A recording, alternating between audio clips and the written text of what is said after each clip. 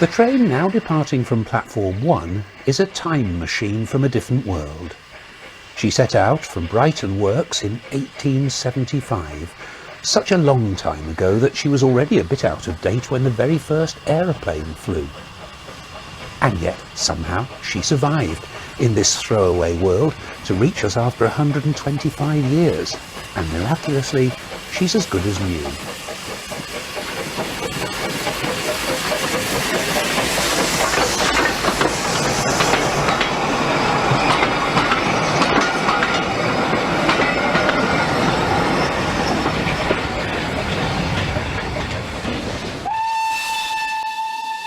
It seems the nation that invented the steam locomotive doesn't really like to throw it away. A whole century of trains survive, including many that were already hard at work 100 years ago. But they're not all tucked away on heritage lines like this hard-working trio on the Bluebell. Old and new still meet on the mainline network.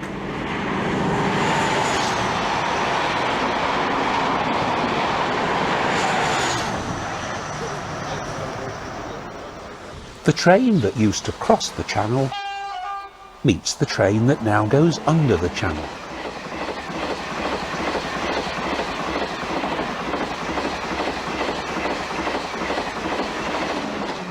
Arguably, Britain's greatest museum is on wheels. But to appreciate the nation's treasure house of trains, it does help to have a guide. And who better than the man who's owned the giant freight engine Black Prince for more than 30 years? The artist, David Shepherd.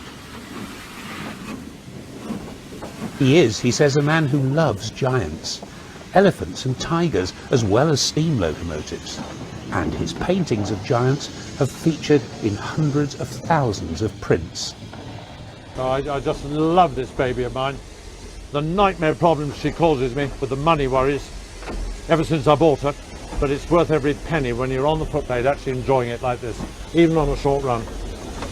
That's what it's all about. I mean, there wouldn't be any point in owning 140 tons of engine unless you actually drive it sometimes. No point in having it.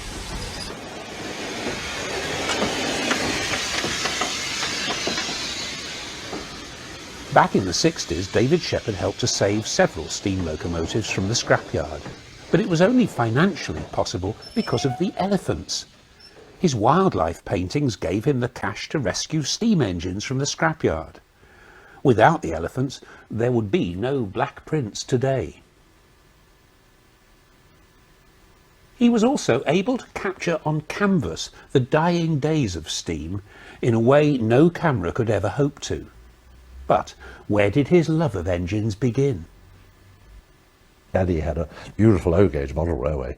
We lived in Totteridge in North London, and I often wonder what the present owners of the house think, because he took over the best bedroom for his model railway, O-gauge, so it was big. And to get a better curve between Euston by the doorway and the Crewe by the window, he bored a hole through the chimney breast to make a tunnel. So people living in the house now must wonder why the chimney smokes. This chimney started smoking exactly 100 years ago, a product of the Longhedge locomotive works for the South Eastern and Chatham Railway.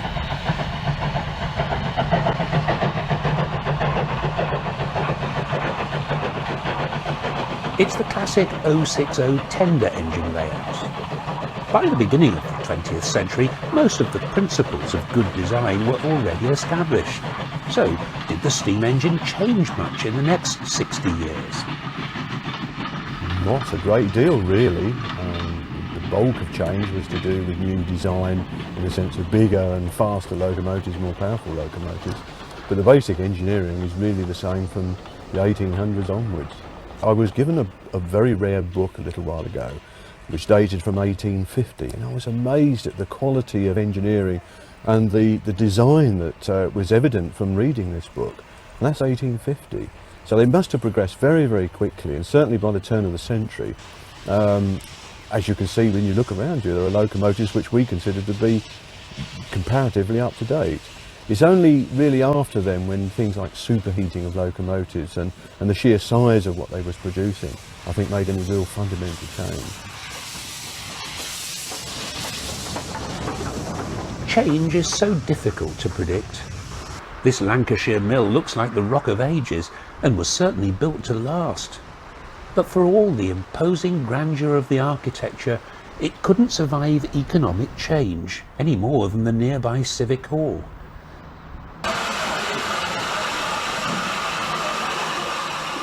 But the humble motive power of Victorian industry steams on. This Lancashire and Yorkshire engine would have served the mills and perhaps given the mill workers their first seaside outing when, in later years, up to 1 million people from the Manchester area alone would have headed for resorts like Blackpool.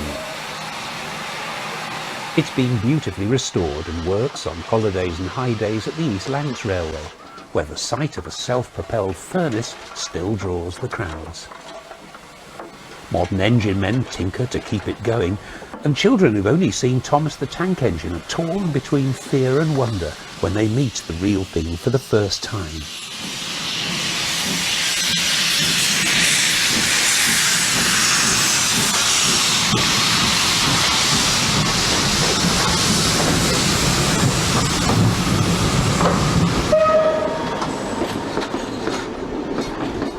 A fragment of film from the turn of the century shows how little some railways have changed. It's the Metropolitan line to Amersham, already electrified and serving commuters just like it does today. Engine number 1 survives after working on the Met for nearly 70 years and will eventually be returned to steam. The most striking change is in the people, all stiffly formal 100 years ago, but they'd probably think of us as a scruffy lot, not a handlebar moustache in sight. At least one Victorian engine from the Midlands retired to the seaside, and today it's on Santa special duty. Right, here we jolly go then.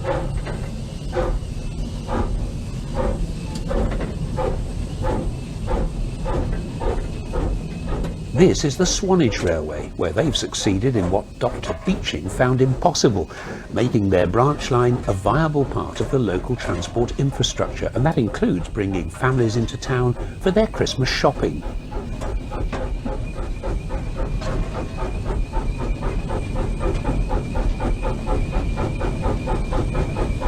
Right, we're just leaving the station on a slight downgrade, heading to Corfe Castle.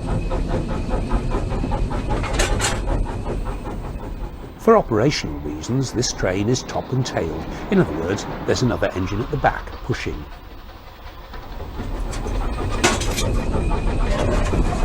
Right, the engine we got today is a little 1F locomotive from the LMS. Used to be at Staveley Ironworks. And it's doing very nicely on the Santa Specials today. Now we're just going up the upgrade into Corfe Castle from Norden.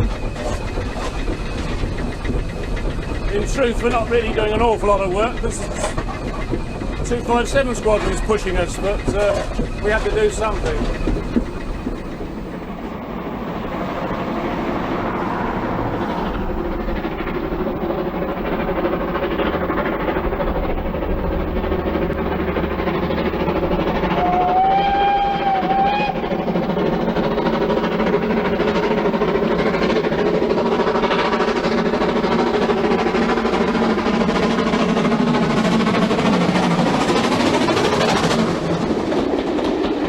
Many people, including David Shepherd, believe steam engines are rather like horses, living things that will respond to kindly treatment.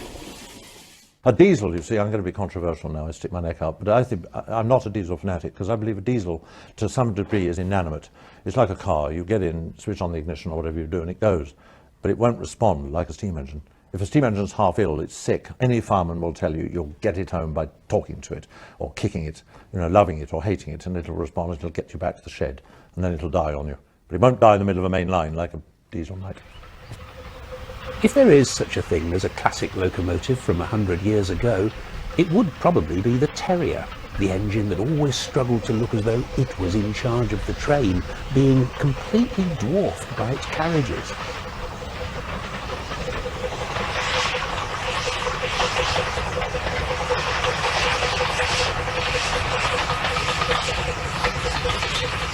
marvellous little bits of engineering. The materials are slightly substandard in the sense they're made out of wrought iron instead of modern steels. But bear in mind, those terriers were made when there was no motor cars. Horse and cart was the main mode of transport apart from the railways. And so they were the Concorde of their day, really. But they're beautiful things, made like a watch. And these days, of course, we try and make them as authentic as we possibly can on rebuilding them. And it's a pleasure to have two of the little engines here. The trains were getting heavier, so operating departments wanted more power, a familiar story throughout the 20th century. There was a new generation of engines from Brighton Works, but, as ever, the last person on the designer's mind was the bloke who'd have to wriggle between the frames every day to oil the motion of this latest machine designed for getting the masses to work. They were really the modern commuter train, or I say modern, you know, the turn of the century commuter train engine. I'm not sure there was as many commuters in those days, but there's a very intensive service. And our South Eastern Railway H-class tank, and of course Birch Grove, used to run that type of traffic into London Bridge and Cannon Street and so on. But what was this turn of the century steam engine like to drive? This engine's peculiar insofar that it's got a vacuum brake for the train, an air brake for the engine, and if all else fails, we've got a hand brake to park it on. This big lever is not a brake, it's the reverser, and that is forward. And if we bring it back to that position, the engine goes backwards. It therefore follows that if it's in a position roughly in the middle, then strictly speaking it shouldn't go anywhere, because the valves are set so that it doesn't. The engine hasn't got a gearbox, so it follows that, if you like, bottom gear forwards is when the lever's there, and once it's underway you can what's called notch up, which brings this lever back up. So instead of steam going in for the whole of the travel of the piston, it's now going in for a smaller percentage of that travel. So, but to start the train off, we need the steam to go in for as much travel as we can. So we've now got a vacuum brake, the engine's in forward gear, and take the handbrake off, and then we're ready to go once the other train arrives.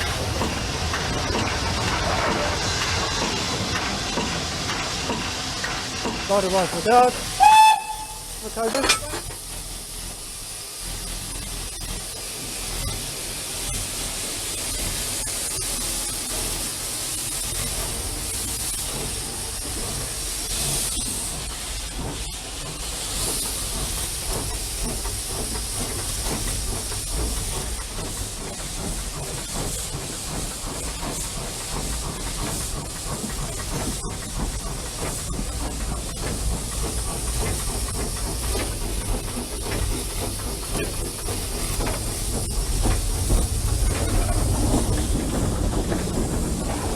Steam coming out the front is from drain cocks, which just allow the surplus water to come out. Once the thing's underway and it's dry at the chimney, we can shut them up.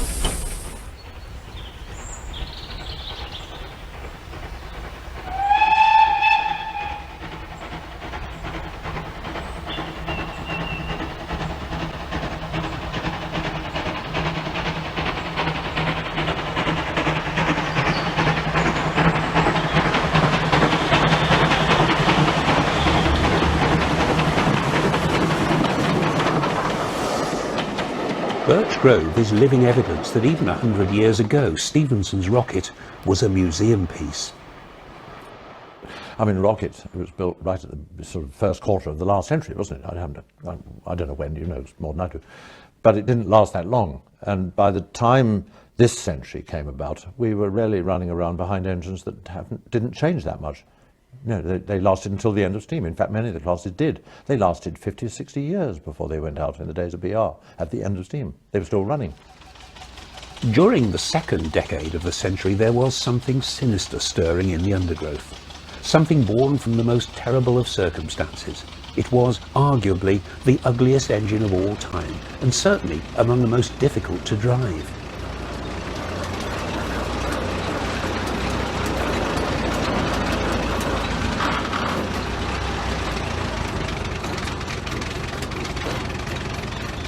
This is how the railways went to war, with the driver sitting sideways in an armoured contraption that ran on petrol. Only a train could carry the immense amounts of men and materials consumed by trench warfare, a train running on lightly laid, narrow-gauge rails.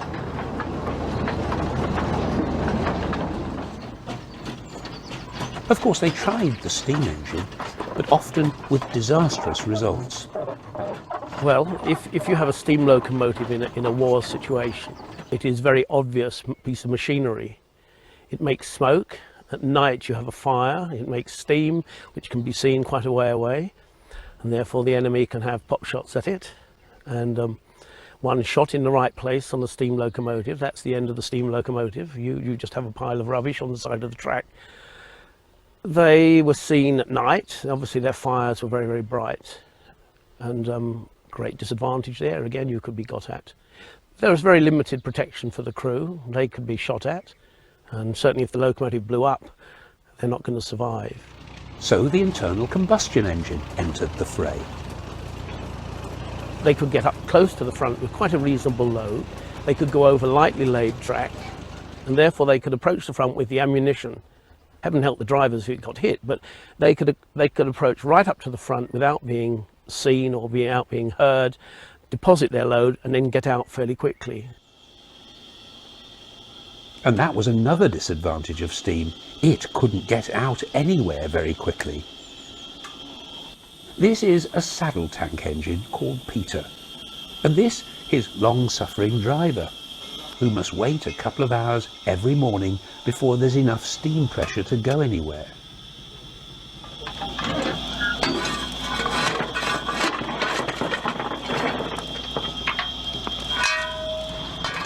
While steam sat around simmering, the enemy was on the move. Was the First World War the beginning of the end for steam locomotion?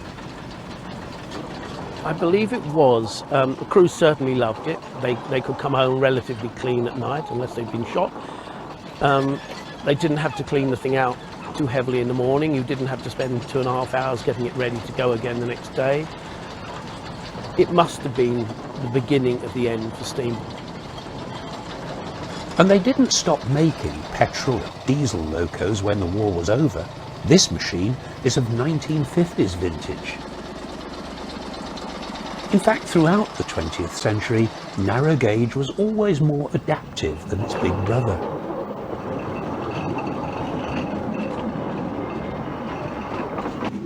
This is an electric locomotive, a machine weird enough to be borrowed for a Bond movie a few years ago. The motor rails, rapiers, simplexes, and all the other ugly ducklings moved easily from military life into Civvy Street. After all, where there was muck, there was money to be made. After the war, after the Second War, they were actually used on road construction and big construction sites. Some of ours were used on construction of reservoirs in Essex, just pulling out all the muck while they were digging them out.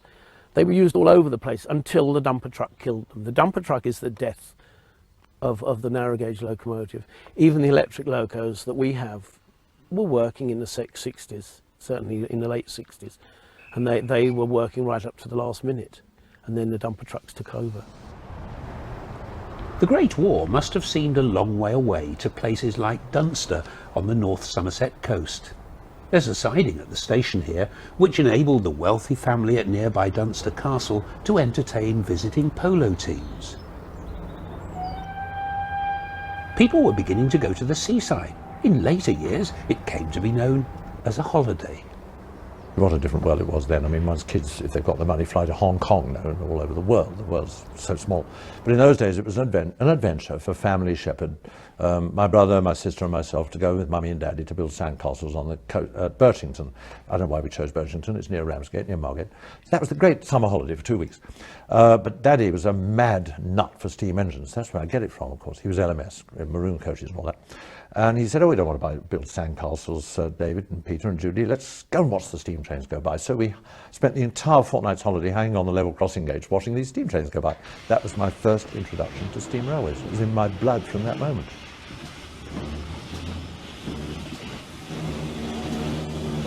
The steam engine, meanwhile, was continuing to grow more muscular. This was the sexiest thing on wheels in a Great War era, Churchward's classic mogul design for the Great Western.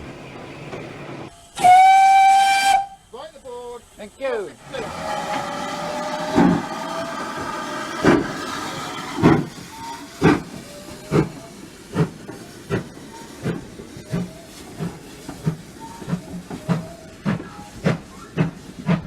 The bark of the exhaust was music to the ears when the engine, normally kept on the Severn Valley Railway, went to the West Somerset on a brief visit.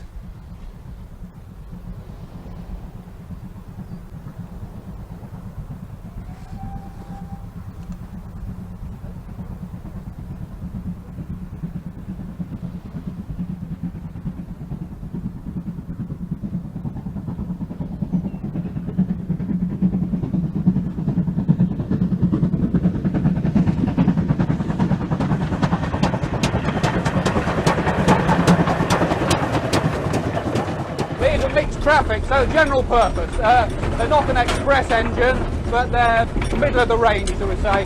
Both for goods work and passenger work. They work on branch lines, as they did on the Minehead branch in the olden days. So 30 years ago, you'd have seen engines like this going up and down every day.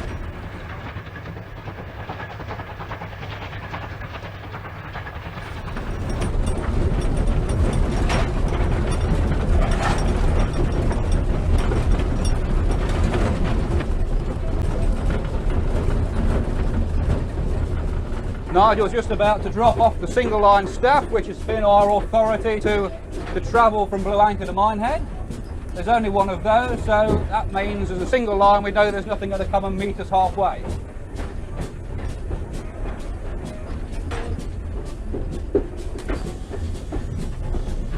Little bit of effort now just to get us into the platform.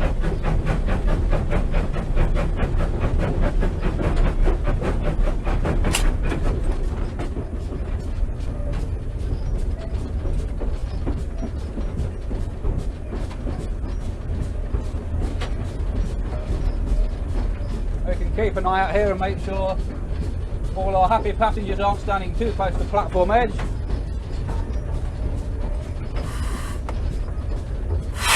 And a little bit of braking there. And hopefully to bring ourselves to a stop by the stop board. The 260 mixed traffic engine was a mainstay of the big four companies that ran Britain's railways until 1948. This was a Gresley variant.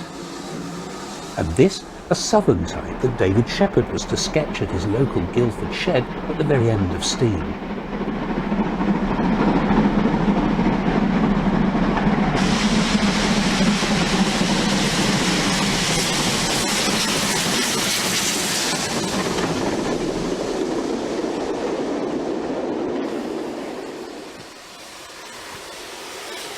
It was engines like these pressed into passenger service on summer Saturdays that so many people fondly remember.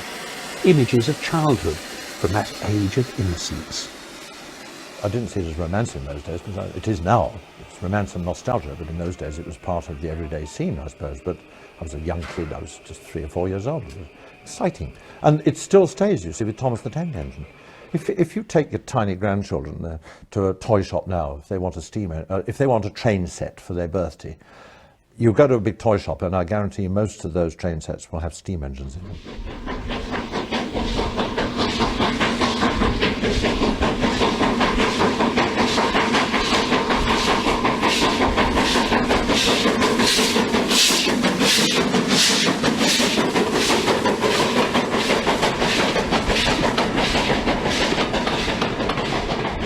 In the 1920s, early members of the castle class had a publicity value out of all proportion to their revenue-earning capacity.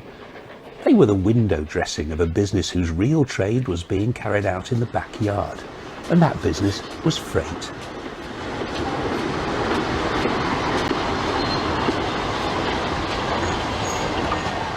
Hundreds of thousands of goods wagons were endlessly shuffled around the country in a slow-motion dance that went on 24 hours a day.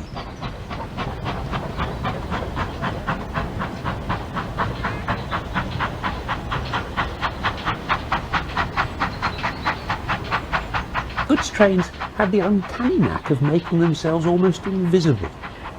You didn't know where they were going or what they were carrying.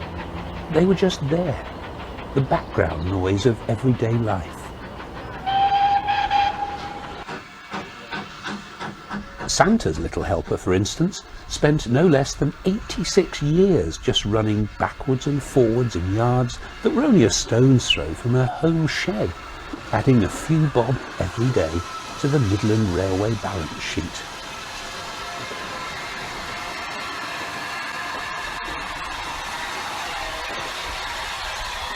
That was in the days when almost everything went by rail, when the lifeblood of the nation was her trade with the rest of the world.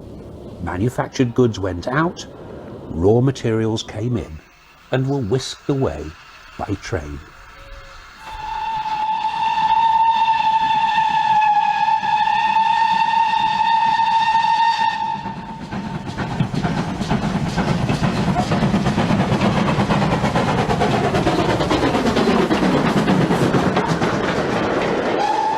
Anything you wanted, the railways were common carriers, and they would carry virtually anything, provided it would fit into the loading gauge, fit through the tunnels and fit under the bridges. Then the railway would carry it for you. There would be open wagons carrying coal, maybe, closed wagons with animal feedstuffs protected from the weather. The railway had a range of vehicles, wagons with a limited amount of heating in, so that they could carry perishable fruit in the winter without it freezing and becoming and destroying. And parcels traffic, mail order came by train largely, and the railway ran a fleet of minivans and wagons and horse-drawn trucks and so on, depending on which part of their history you look at, which connected with the services. The pace of life for trains like this was decidedly slow. Before long they'd be stuck in a siding again, where no doubt the eventual green flag would interrupt a good chat. Right, the tip from the guard, better go. See you all.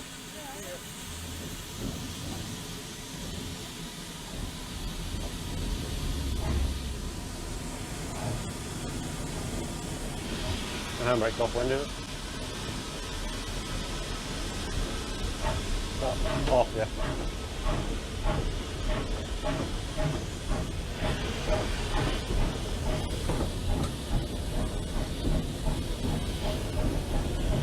Alright, got a tip from the guard, we're on the move again. Unfitted freight, so we won't do much in the way of speed. Trot along steady.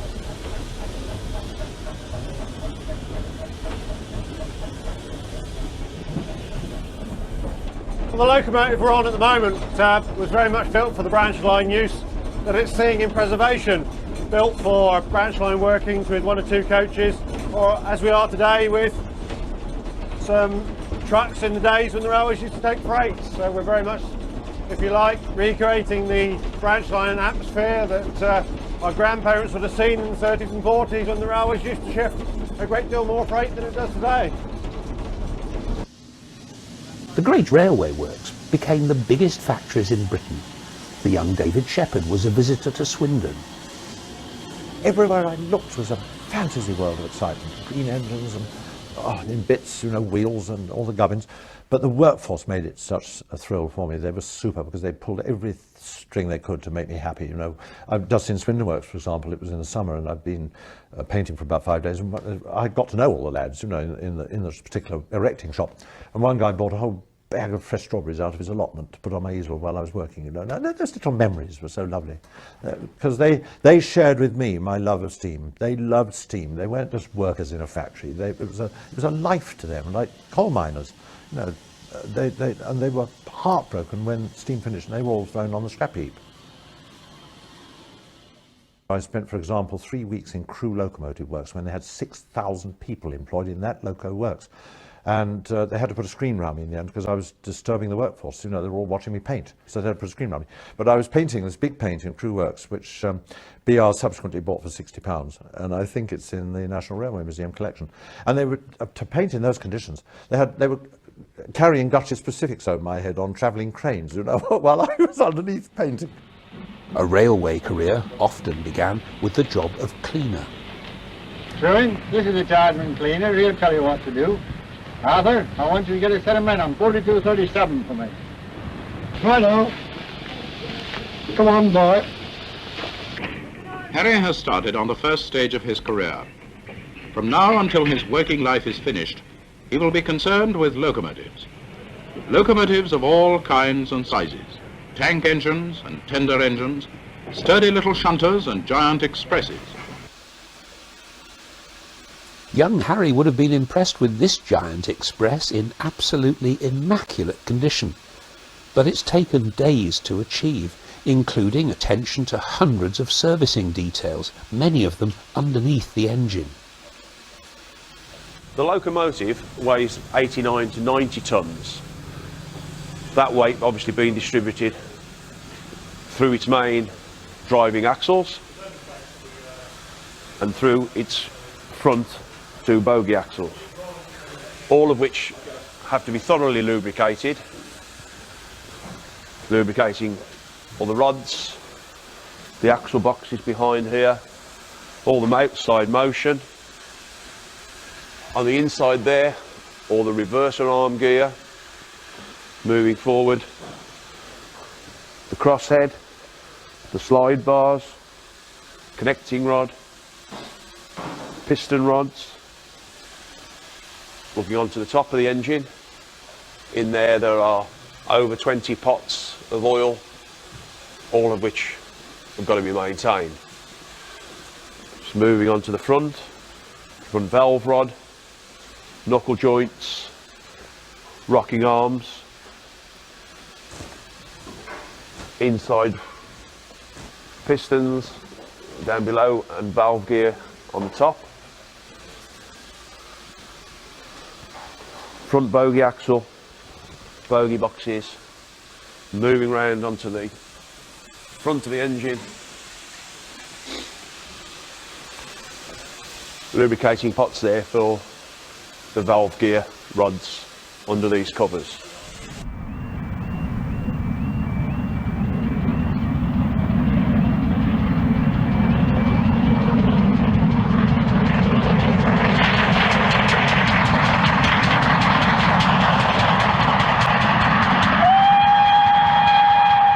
One trip and it's all got to be done again. But there wasn't just one engine to clean. Sheds like Old Oak Common had 100 locomotives on the books, and shed foremen struggled to keep machines clean when they were always needed back in traffic.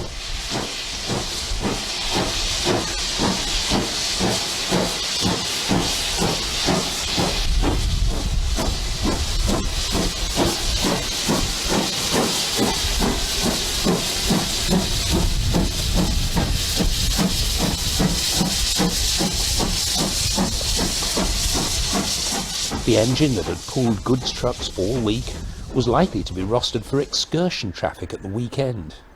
And a long way away in the countryside at the end of the chain, the tank engine driver was suddenly a busy man with no time to stop for a chat.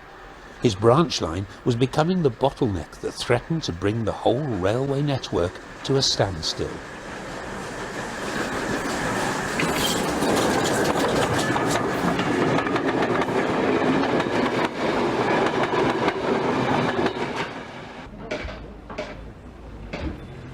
Here the signalman's operating level crossing gates, doing his best to keep the growing volume of road traffic moving without hampering the flow of trains, in this case trains to Minehead. The signalman's dog seems to find it tiring just watching.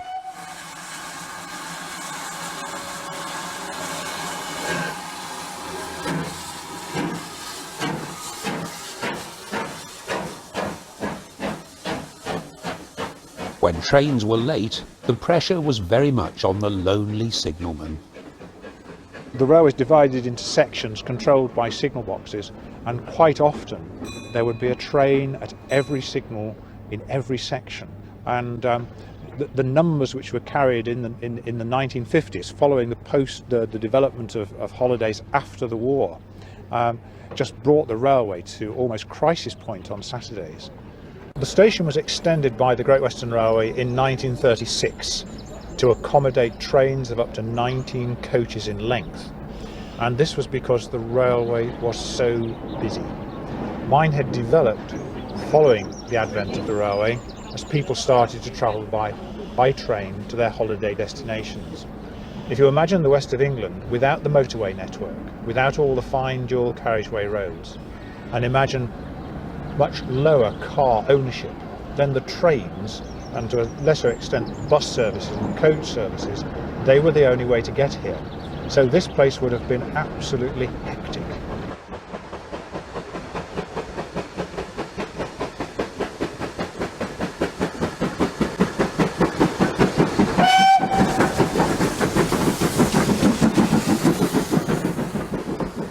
The little boy's anticipation turned to gratitude at journey's end. You went up and thanked the engine driver. You don't do that anymore. There was romance. He got you safely to your destination with your bucket and spade, and it was lovely, and you looked up at the cab, and there was the glowing fire on his face, and it was magic. It was fantasy land for kids. I was one of them. I was one of those archetypal little boys with his cloth cap and his bucket and spade.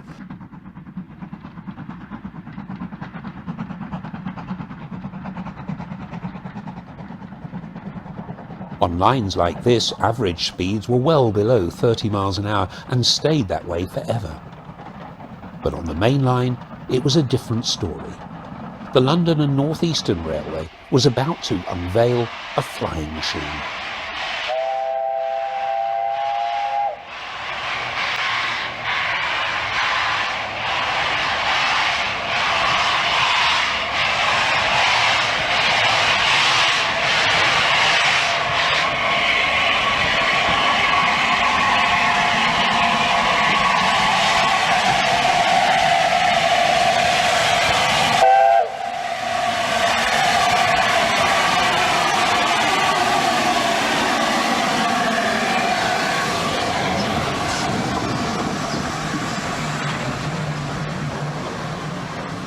Any detail of this locomotive is instantly recognisable to any steam enthusiast.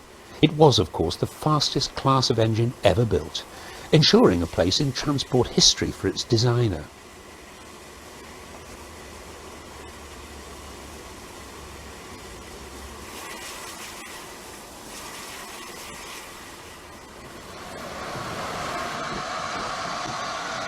The A4 Pacific was Sir Nigel's entry in the race to the north, between the LNS up the west coast to Glasgow and the LNER via the east coast to Edinburgh. Streamlining was all the rage in the 30s, and the Big Four all eventually experimented with air smoothing, though it only stuck completely in this one class. But was it art? Very interesting question, because being an artist, I've got really strong views on art, and I don't like Art Deco, and to me, this will upset the Nigel Gresley people. They're great guys, of course they are. But I personally don't like steam engines that are streamlined. It's purely my personal opinion. Why shouldn't I say it? I don't like a streamlined engine because I like to see all the workings. But Nigel Gresley, being a sort of Art Deco 1930s Odeon cinema type thing, you know what I mean, Odeon cinema, that's Art Deco to me. And he said, well, we've got to make it streamlined and cover all the working parts, ostensibly to presumably make it go faster. I personally don't like it.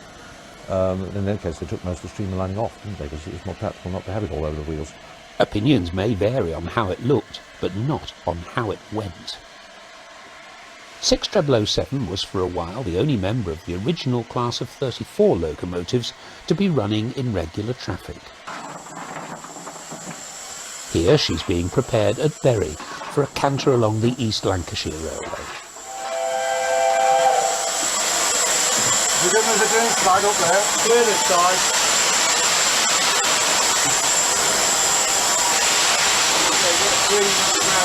Shut the tap, Tommy. I don't know where the P-way men are, Roger.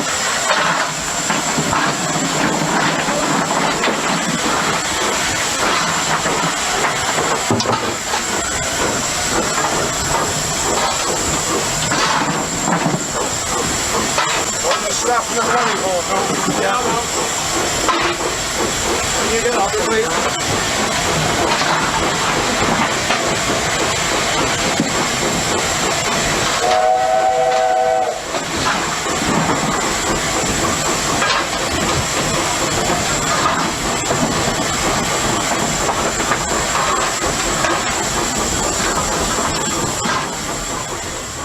heritage line she's limited to 25 miles an hour, which is of course just over 100 miles an hour slower than Mallard. But nevertheless it is easy to imagine the thrill of that non-stop dash to Scotland.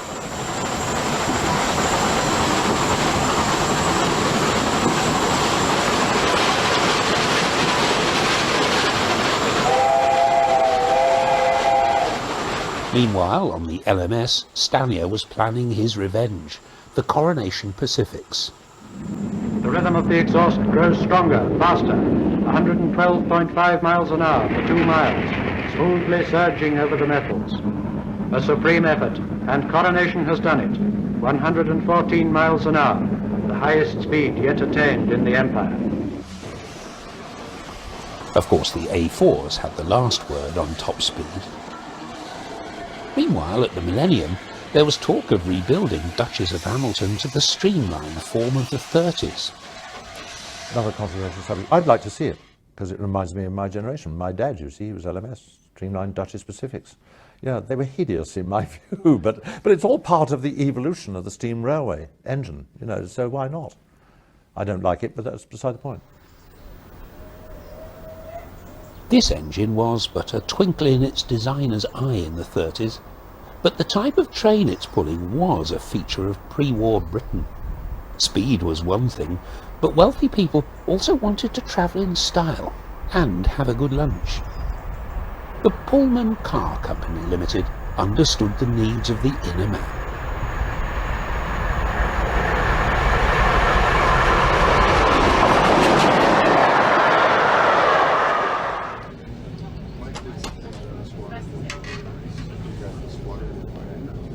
This is how the other half lived on trains like the Queen of Scots, the Brighton Belle and the Golden Arrow. It's an age which is vanishing quickly, but the people who run the Orient Express were determined the elegance of that era would not disappear completely. So, one by one, they've restored the old Pullman cars into a stunning train. It can cost the best part of £500,000 to refurbish each car. Every one of them is distinctively different, which can mean searching the whole country for the right materials or the right craftsman. And each of these vehicles has a story to tell, like the car that's nowadays known as Phoenix.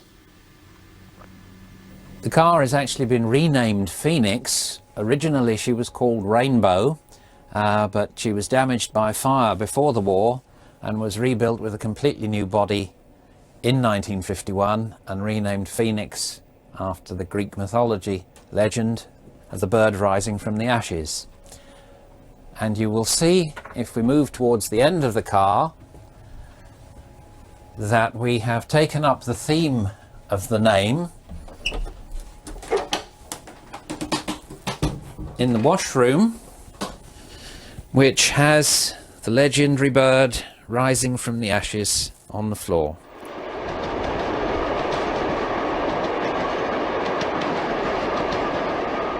At their peak, the railways directly or indirectly employed 1 million people. And back in the 30s, every little boy wanted to be an engine driver. Companies like the London, Midland and Scottish had large publicity departments to cater for the popular curiosity about what life was like on the railways. The system of training men for the footplate has been carefully devised to ensure that nothing is lacking, either in practical working experience or in theoretical training. Different classes of locomotives are designed to haul particular types of trains. So, as time goes on, Jim handles an increasing variety of locomotives and trains. He becomes a regular driver. And if he was lucky, a driver like young Jim might eventually get his hands on one of the new Stanier mixed traffic engines that were eventually to form the biggest single class of British steam locomotives, the legendary Black 5.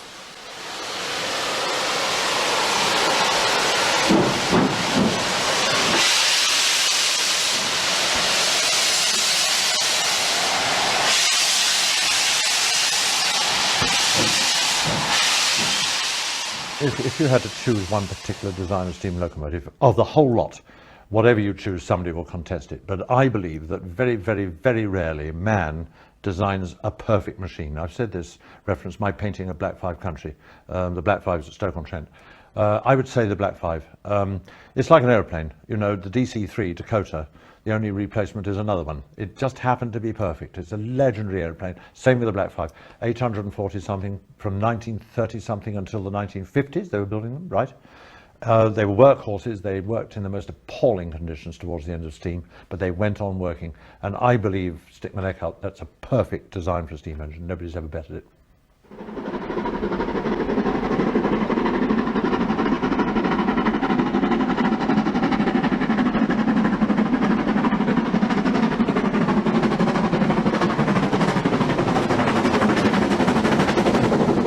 Only 4 of the 842 engines carried names in BR service, but this one, running recently on the Met, has been subsequently named RAF Biggin Hill.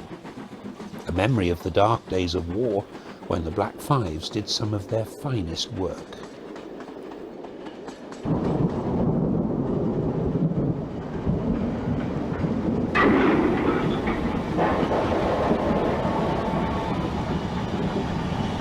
David Shepherd can remember the effect the war had on Britain's railways. They were hammered. They were absolutely hammered into oblivion. But they played a massive part in World War II, D-Day. God, you know, the railways were an integral part of our transport system. All the soldiers coming back from Dunkirk, famous scenes, never to be repeated, as part of our history. Without the railways, what would we have done? Goodness knows, heaven knows.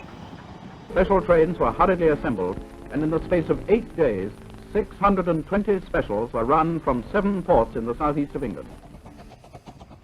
We had one weapon that Captain Mannering would dearly have liked at Warmington-on-Sea. It was something to make the Hun think twice. The Rumney Hythe and Dymchurch, which we all know, I was born and bred on that railway in Kent, back to Kent again, you see, it runs from Dymchurch to Rumney. Lovely little, beautiful engines. God knows how old they are now, 2 Hurricane and Green Goddess, you know, they're famous. But during the war, it was the deterrent to Hitler. We turned up, everybody knows this, it was an armoured train. We covered Hurricane in sort of metal cladding, tin plate. I don't know why we imagined that, but anyway, Hitler obviously saw this and thought, oh my God, I'm not going to invade England with that in the way. You know, it's a joke, it was all Dad's army. But it was serious. But somebody said to me once anyway that Hitler would never have been able to invade or get as far as London anyway, because he wouldn't have been able to understand the Southern Railway timetable. I don't know who told me that. The British humour was being stretched to the limit by 1940. Incendiaries by the thousands set fire to property, but a train couldn't dodge a plane or a bomb. It just had to stop or keep on. And keep on they did. Deeds of heroism by railwaymen and women were legion. Out of the despair of war came a machine that was guaranteed to cheer you up. A machine that would still look comical, however much you polished it. And thankfully the National Railway Museum have kept the joke alive so that Grandad can take a video to amuse the kids, or Stepney can go about his business with a happy face. The fireman is just relieved that someone else has lost it on that other engine.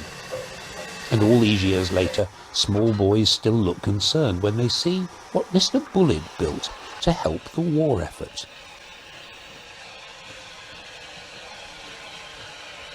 Don't be fooled by that golden arrow headboard and don't think for a minute that they haven't put all the bits on yet. This is it, the finished article. The Q1 goods locomotive built for the Southern Railway. But will it still bring a smile to Mr. Shepherd's face? Yes. Oh, goodness me. Yes, well, that was an austerity locomotive. I mean, it is austerity. But Bullied had a job to do, and he designed it to fulfill a purpose. A short-lived engine, probably, just literally at the end of the war, when materials were scarce, raw materials, and it worked. Didn't matter what it looked like. But it's got a sort of special niche now in the preservation movement, because it's so extraordinary. Yeah, the ugly duckling.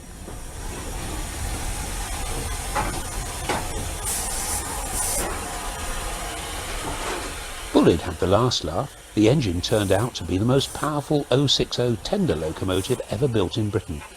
With a power-to-weight ratio of a sports car, if only the driver could prevent the wheels spinning around.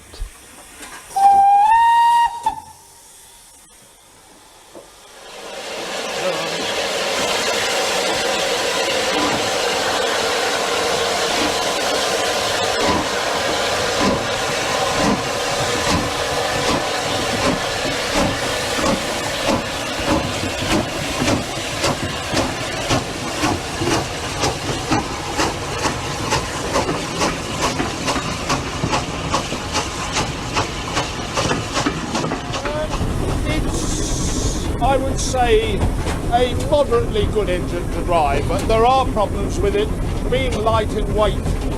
It tends to be what we would call light on its feet. It'll pick the wheels up very easily if you're not careful. If you open the regulator too quickly and too fast, you'll slip. But that apart, it's a very strong engine and it's reasonably well set out.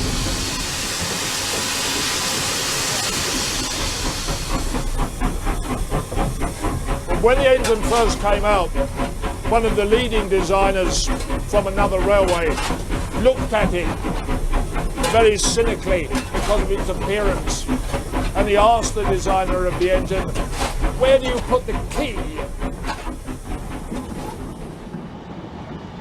Nowadays, engines are kept in a condition that was rarely seen in steam days. But what state were they in at the end of the war? Flogged to death, yeah. And the railways were flogged to death. They never recovered from World War II. And then, if you want me to be really political, somehow the great spirit of the railways, the four grouping, LNER, LMS Southern and GWR, the spirit went out so much when they were nationalised. The drivers, the old drivers, didn't know who they were working for. It became a faceless, megalithic organisation. And then came Beeching. And I don't think the railways have ever recovered. We had the opportunity after World War II to think, God, we'll have a transport policy, an integrated transport policy, which we're talking about now, but we don't do it. An integrated transport policy, trams, roads, electric traction, steam or diesel, roads and railways in other words, but we lost the opportunity. What nationalisation didn't stop was the partisan debate about which railway had built the best engines.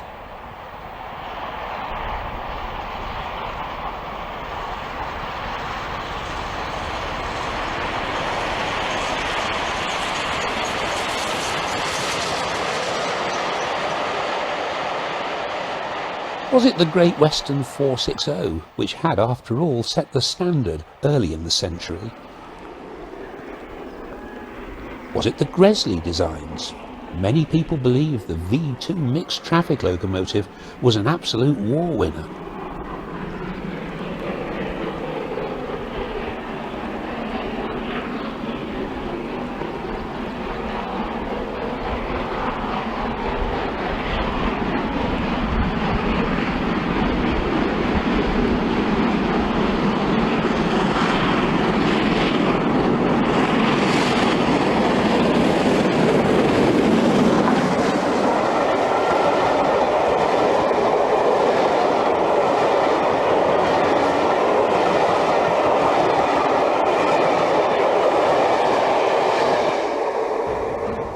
Does the crown rightly belong to Sir William Stanier?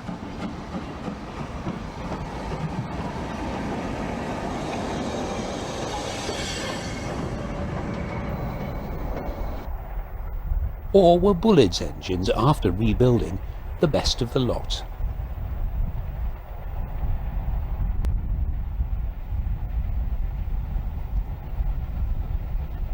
There is, of course, no objective answer. The designs were years apart, the needs of each railway were different, as were the functions of each locomotive type. But that doesn't stop the argument about design, though David Shepherd, for one, won't be drawn. You'd have to ask somebody who's more technically knowledgeable than I am about this sort of thing, because I come back to the point, I just love steam engines. I don't know much about the history, really I don't. I don't care. It's what Black Prince does to me when I'm on a footbrake, that's what matters. Whistle. Steam brake off, okay. The brake off on the tender brake off. Right.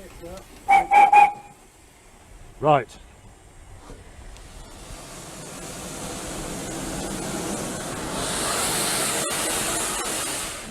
Still want the tops open, do you? I think we can close them now. Close them. Right. It's a bit quieter with them closed.